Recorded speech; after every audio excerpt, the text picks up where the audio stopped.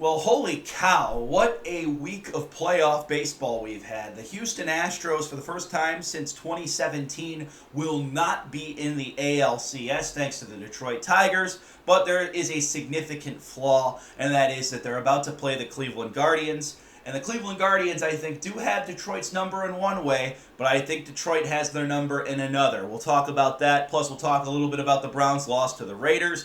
But honestly, there's a reason I don't see much there. A little bit more about the NFL later in the show. We'll briefly talk about the Cavs and basketball. And plus, we'll get into tonight's Thursday night football matchup and a little bit of a preview of the upcoming NFL week and college football week. Welcome to Raw Takes with Andrew Hoty. Raw Takes with Andrew Hoty. As always, if you enjoy the show, please like and subscribe, and make sure to check out Raw Takes on social media. Instagram, Hoty Raw Takes. You have Facebook, Raw Takes with Andrew Hoty, and Twitter/X. Just follow me at Hoty Andrew. All right, welcome to today's edition of Raw Takes with Andrew Hoty. We're going to talk right away about playoff baseball. The Houston Astros essentially falling apart to the Detroit Tigers. And what actually concerns me about the Detroit Tigers is how the Tigers, with Skubal at the helm, especially in Game 1, shutting down the Houston Astros lineup. And you look at Detroit's offense kind of exploding late in the game yesterday, which they're not going to be able to do against the Guardians. Houston just kind of imploded. I think the Detroit Tigers, with A.J. Hinch at the helm, by the way, the original cheating manager, defeating the team that cheated. Of course, he was part of that Houston Astros team, but maybe that was like an A.J. Hinch revenge series. But nevertheless, I think the Detroit Tigers pitching staff was phenomenal in that series. They really just held the Houston Astros down to nothing. That offense couldn't get going the last 2 days. Houston struggled significantly, and because of Detroit's pitching, I'm very concerned about the Guardians lineup. Steven Kwan, we really haven't seen him get out of that slump. So if he's going to be the leadoff hitter, he has to break through somewhere. And if we're playing Skubal, he's not going to be able to break through. I just don't think it's going to happen. Jose is a guy that I think can break through to Skubal, but will he? I'm not so sure. There's a lot of this talk that Detroit is not built for postseason contention because Detroit kind of was playing with house money at the end of the year and got very hot. I disagree with that. Because they're playing with house money, the Detroit Tigers essentially are in a really good position to possibly do some damage to a team you wouldn't expect. Drake Skubal, as I said, could shut you down. You look at Detroit's bullpen, they're not going to let you hit late in innings either, which concerns me about the Guardians with a lineup I already questioned going into the postseason. I have the same thing with the Guardians, though, where their lineup is essentially maybe in a little bit of a struggle, but can they break through and hit some of those ace guys? I have yet to see if they're going to be able to do that. They did it, of course, with Seth Lugo earlier in the year against Kansas City, who essentially imploded against the Guardians in one of those Kansas City games, and Kansas City's bullpen is terrible either way, and that's going to be an interesting series between the Yankees and Royals to see which bullpen implodes first. That'll be the winner of that series, because the Yankees have a two-man lineup, essentially. Kansas City maybe a three, but, okay rotations. Kansas City's rotation's a little bit better, but that series is a little bit of apples and oranges. I think the Detroit Tigers are essentially really in good position where their pitching could shut teams down where they may necessarily just need a late inning implosion. And with the bullpen we have, guys like Nick Sandlin, for example, I could see completely falling apart late in the game. I could see starting pitchers, if they go 5-6 innings, falling apart. And we'll have to go to that bullpen for use. I mean, you look at a guy like Pedro Vela, who's kind of been an Iron Man for the Guardians. He's a guy who can give up some runs late in games. They like to use him in those late stretches of long innings when starters had bad days. So I'm concerned a little bit about the Guardians' longevity pitching if Detroit's able to break through and score first, because I think Detroit may have that advantage. Our lineup has to step up and break through to some of these ace pitching guys. They really do. And a team like Detroit can shut you down late in the game. They just can. And so can the Guardians, which is where the Guardians have an edge. But on Saturday at 1 o'clock, Tanner Bybee's getting the start. Tanner Bybee has to play the best baseball game he has ever played for the Cleveland Guardians. He has 0 postseason experience. I want to see Bybee be the ace-caliber pitcher we all think he can be. I don't expect that to be the case. That's why I'm worried about the Guardians in this series.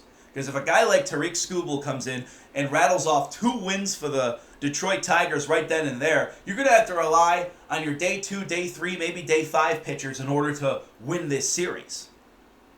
Maybe you can get Bybee some rest, but do you want to put Bybee up against Tariq Skubal again instead of a guy like maybe Matthew Boyd, who's been more of an ace? Maybe a guy like Alex Cobb, who almost pitched a no-hitter? There's other options for the Guardians, I think, against Skubal that could shut down Detroit's lineup. Now, Detroit's lineup is streaky. I mean, I think a guy like Spentel Torkelson, for example, we all thought might have taken off this year, but he's kind of been average at best. Probably below average compared to the expectations a lot of people set for a guy like that. They don't have sluggers in that lineup. The Guardians have one in Jose Ramirez and pretty close to another slugger in Josh Naylor. But we need guys to break through Detroit's pitching. We need the Guardians to completely shut down Detroit, absolutely across the lineup. Now, we believe the bullpen can do it, but can the starting rotation? I'm not so sure. And Detroit's playing with house money. And that's why I'm the most concerned about this series for the Guardians. Detroit is playing with house money. They have a manager, regardless of his ethics, he's been there and done that. I personally don't think he should be allowed to manage baseball ever again, but he's been there and done that before. So he has experience in the postseason. Stephen Vogt's a rookie. Can he get out-managed? It's possible. Now, the Guardians won the season series 7-6, but that doesn't mean anything at this point. The Guardians are playing with a team that's playing with house money. No one thought the Tigers were going to be in this position.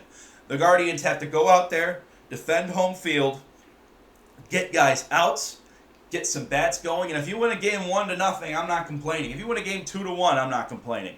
Just get the win, get an advantage in this series. And I'd say it's really important the Guardians get the first 2 games, try to pitch, basically out-pitch Skubal based on your bullpen. I don't know if you could out-pitch him. But if you can get Skubal to go through 7 innings, 100 pitches, they're probably going to pull him anyway and try to get late runs in the game to win it. That's where I am at with the Guardians right now. So it is going to be an interesting series between them and the Detroit Tigers. I'm concerned because I'm not so sure how much longevity the Guardians have in terms of their starting pitching. Their bullpen, I'm sold. The lineup, I'm also concerned about because there's been some guys with slumps. But other guys have stepped up when other guys have stepped down. Stephen Kwan, through his struggles, we had Lane Thomas absolutely go off at the end of the season. We've had Kyle Manzardo have some moments, but Kyle Manzardo, are we really sure he's ready for the postseason? I'm not. And I'm not so sure they're going to be playing him in games anyway.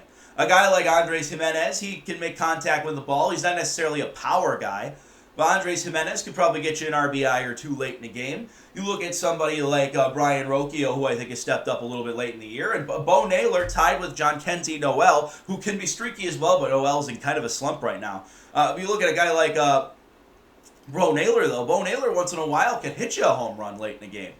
Bo Naylor's 5th in the team in home runs. He's got some power behind him, so I'm starting to kind of rally a little bit behind Bo Naylor. I'm kind of hoping we don't see Austin Hedges catch too much. I'd rather have a guy like Bo Naylor who's able to get some power behind the bat. But at the end of the day, it's going to come down to who has the better pitching staff in this series. Will it be the Guardians' bullpen and their starters combined, or will it be Detroit's starters and their bullpen combined? I trust Detroit starters 100% more than I trust anything the Guardians are throwing out there. I trust maybe Matthew Boyd the most, but Matthew Boyd's last 2 games were streaky, so I am a little bit concerned. Some guys figured him out. Alex Cobb, we haven't seen much of him, but if Alex Cobb could pitch at playoff wins, then I'm sold that the Guardians may have a guy that can do it. All you got to do is just figure out a way to get to the ALCS, and that right now requires 3 wins. It's a whole new season for the Guardians. With that being said, Kansas City sweeping Baltimore. The Orioles are just really not a good postseason team. They're built for longevity. They look streaky throughout the regular season. I just think they need to figure out how they're going to fix that, and I think a lot of that's managerial. So I think Baltimore will figure that out eventually. But they're swept out of the postseason 2 years in a row. So that's going to be some concern with the Orioles moving forward. But Kansas City, I think, they're also kind of playing with house money at this point. I don't think anyone thought the Royals were going to get to the ALDS or even the playoffs. But Bobby Witt Jr. won the batting title, and he is a scary guy to pitch to. The Yankees pitching streaky. I mean, outside of Garrett Cole, I don't know if I trust anybody in that rotation. The lineup, though, I mean, their lineup's essentially 2 men. You have Juan Soto, you have Aaron Judge. You're good to go there in terms of getting some home runs, too. I mean, when you look at what the Kansas City Royals are doing, they really only have 2 guys that hit home runs. in Bobby Witt Jr., and maybe you throw out there Salvador Perez, who could do it, but Salvador Perez doesn't have the kind of average Juan Soto and Aaron Judge have. I think Bobby Witt Jr. is the only guy you can compare to those two guys. So, at the end of the day, this is going to be a very interesting series, and unlike the Tigers-Guardians series, which I think is going to be very defensive-focused, I think we're going to see a very offensive-focused series because the bullpens are so bad for both of these teams, too, between the Yankees and Royals. I think the Royals have a legitimate shot. Personally, would I rather see the Yankees or the Royals? I would rather see the Royals just because we're familiar with them so much more because we've played all 13 games against them. The Guardians have struggled against the Yankees a little bit, and also because I think Kansas City, to me, they just feel like a team we could break through and win. I'm not so sure the Yankees are that kind of team. They kind of have our number. I think Kansas City also has a better chance to beat the Yankees than we do, if that makes sense. So personally, I would much rather see Kansas City if we end up winning our ALDS series with Detroit. But Detroit's playing with house money, as I said, and so's Kansas City, and that's what makes both of those teams scary. No one thought they'd be in this position. No one thought the Guardians would be in this position, too, but if you look at the Guardians' recent franchise history compared to Detroit and Kansas City's, you'd say, well, the Guardians may have a shot to make the postseason. So this is going to be very interesting. And also, I want to point out, 3 Central teams are in the ALDS, and one of them is likely going to go through the ALCS. Well, not likely. One will. So that is great for baseball that the Central is in this position. Of course, I mean, obviously, the AL Central. The NL Central is a disaster outside of the Milwaukee Brewers. But going over to the National League now, San Diego getting a sweep as well. They're going to be moving on. I think that's going to be an interesting series between them and the Dodgers. I mean, San Diego's bullpen's really good. And the Dodgers' starting pitching rotation is pretty darn good, too. And a guy like Shohei Ohtani, I could see him hitting off some of those late bullpen guys that San Diego throws out there. I am going to be really excited to see this series. San Diego, I think, has a shot against the Dodgers. I mean, a guy like Shohei doesn't have too much postseason experience. A guy like Mookie Betts does. So, the Dodgers have that going for them, too. But their lineup's a little interesting, too. I think the Dodgers, in terms of offense, have the advantage. But in terms of pitching, I might give the edge to San Diego. That bullpen could get really hot at the right time. So that series is going to be interesting between those two teams. And then Milwaukee and the New York Mets, as I'm recording this, they still have one more game to go. The Mets got hot late in the year, and they were kind of a fun watch to see those guys take off the way they did. And I think they could eventually beat Milwaukee. It's possible. But to me, I still feel like the Brewers are just a much better managed team.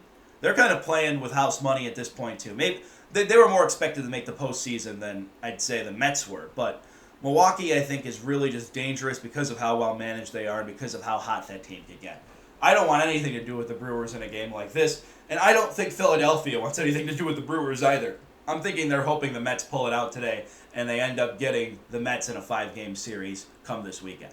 So those are my thoughts on postseason baseball so far. Hopefully the Guardians pull it out on Saturday, and I will have some reaction to it right after the game on Raw Takes. Stay tuned for that. Also, stay tuned for my Week 5 predictions coming up on Saturday as well in the NFL, and we'll talk a little bit about college football too. But let's get into some Week 4 reflection now. I think if you look at the Cleveland Browns from this past week, they were absolutely horrible in that game against the Las Vegas Raiders.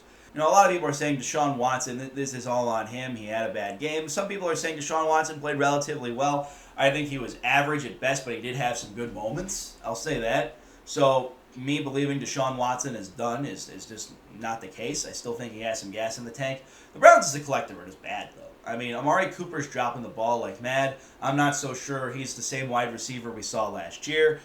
David Njoku being out, I think, hurts because truly he really is a very good weapon for this team.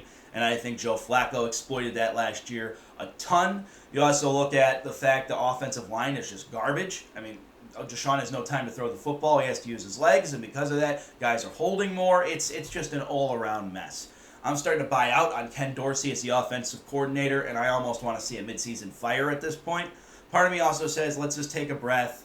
We're 1-3. Teams have come back from 1-3. Deshaun Watson started a year 0-3 once and still made the postseason.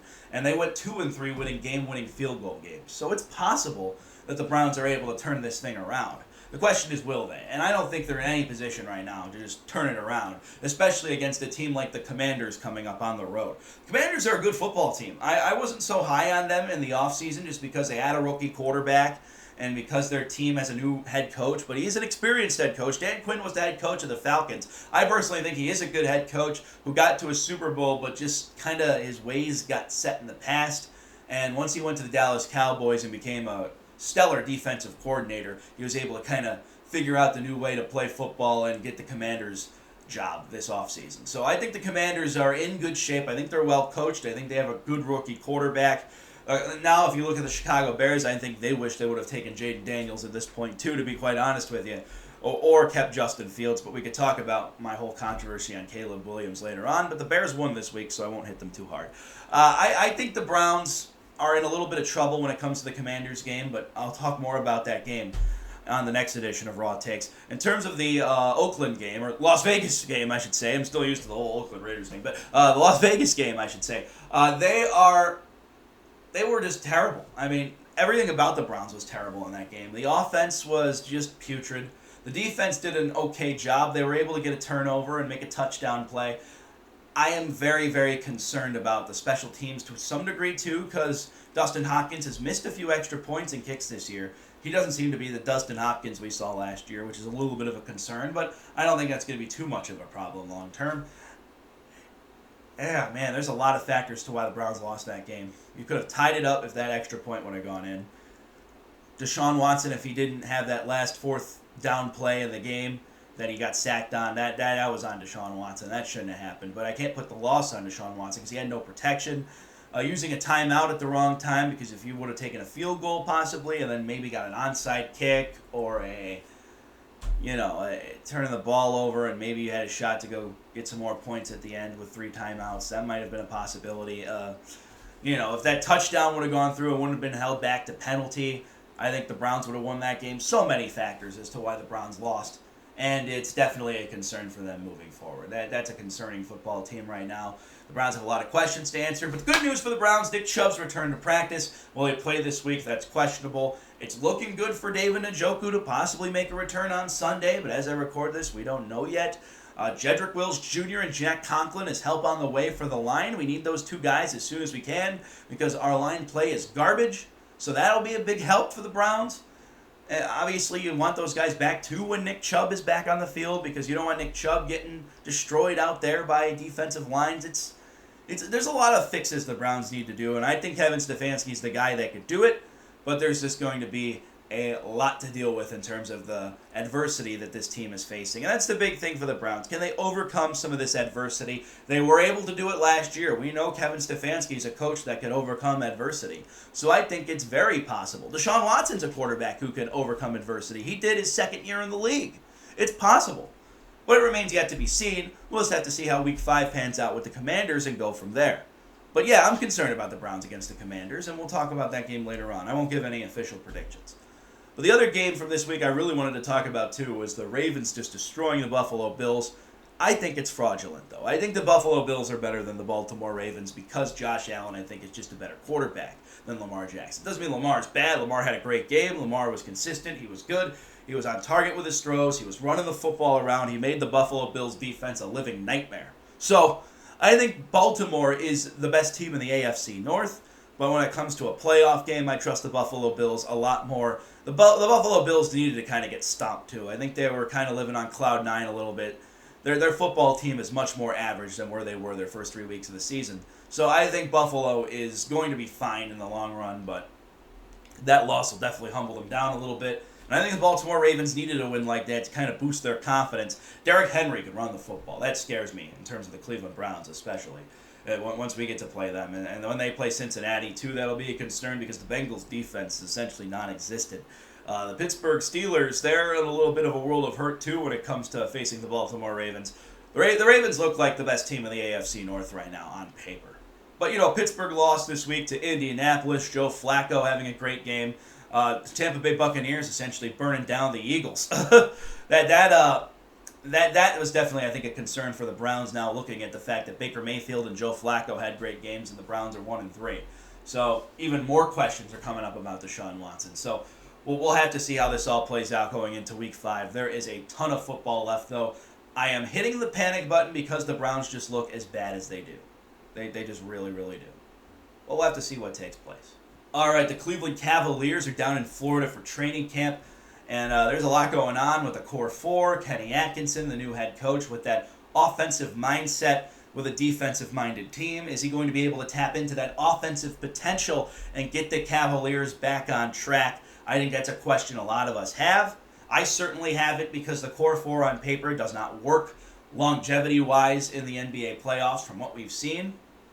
But the Cavs' approach is let's just not panic yet. These core four guys, we know they're all individually talented. Maybe it's not a well-constructed team from what we've seen, but does Kenny Atkinson say something about the core four that maybe we don't? Because a lot of people either wanted Darius gone, or Jarrett gone, or Mobley gone, or Mitchell gone. And you just go from there. And we've seen times where the Cavs play better when the core four is split up. When we see Jarrett Allen and Donovan Mitchell with no Darius Garland, the Cavs were a lot hotter. They were a great January team. We saw with Evan Mobley and Donovan Mitchell and Darius Garland with no Jarrett Allen that the Cavs were pretty good. We saw with no Evan Mobley how good the Cavs could be. We saw with no Donovan Mitchell how good the Cavs could be. There's a lot of combinations to the Cavs core four that we've seen separated from each other, and the Cavs take off. They really, really do. Now, they fire J.B. Bickerstaff. They think it's coaching. Is that the issue? It might be. If there's an offensive-minded guy, maybe the offense becomes much more of the focal point for this team. But will they?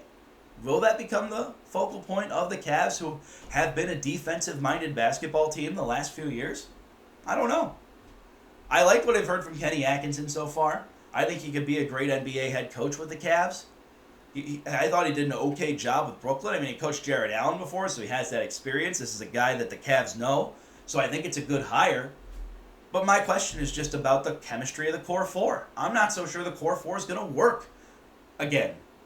We see what it could do. It could win you a playoff series in 7 games maybe against the Orlando Magic. And a team with Paolo Banchero, who's a rising star, who I think will be a lot better next year than what I've been given credit for because they did lose that series with the Cavs. But you're in an Eastern Conference that's loaded. Now the Knicks got better. The Boston Celtics, they're going to run it all back. The Milwaukee Bucks, I think, will be a lot better next year than they were this past year. Now that Damian Lillard's kind of settled in and Giannis will be back to full health, I think they can win a playoff series or more. I don't think Doc Rivers is the guy. I think that was a ridiculous hire by the Milwaukee Bucks and fired a guy who was 30-13 midway through the season, but I can get into that another day. But Milwaukee's still going to come back, and they're going to be a pretty good basketball team. I also look at a team maybe like the Orlando Magic as being a possible threat. I think that team just gets better and better. They have a lot of young guys and a good head coach. You look at Indiana. Indiana made a run last year in the East. The Cavs have to compete with all of that? With the core four who we're not sure works very well. I'm fine with running it back with Atkinson. I think it's a good idea.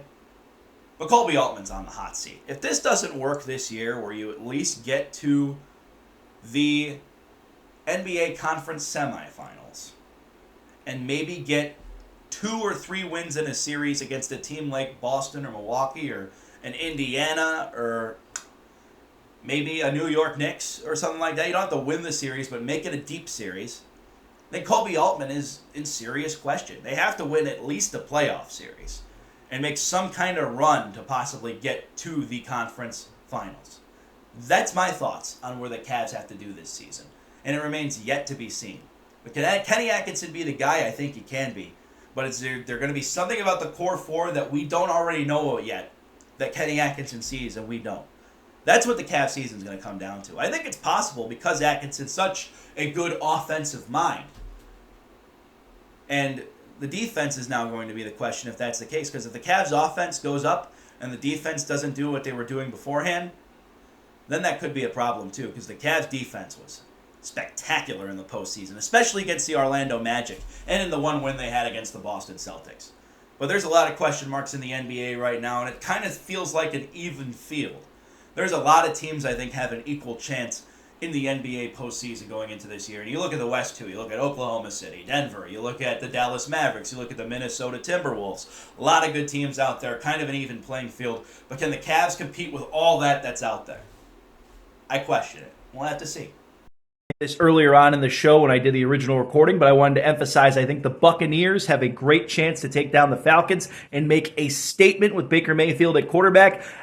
Even though, as I said, I was for the Deshaun Watson trade, I'm still rooting for Baker down in Tampa Bay. I think he is going to have a great game tonight. I'm going to take the Bucs over the Falcons in this game.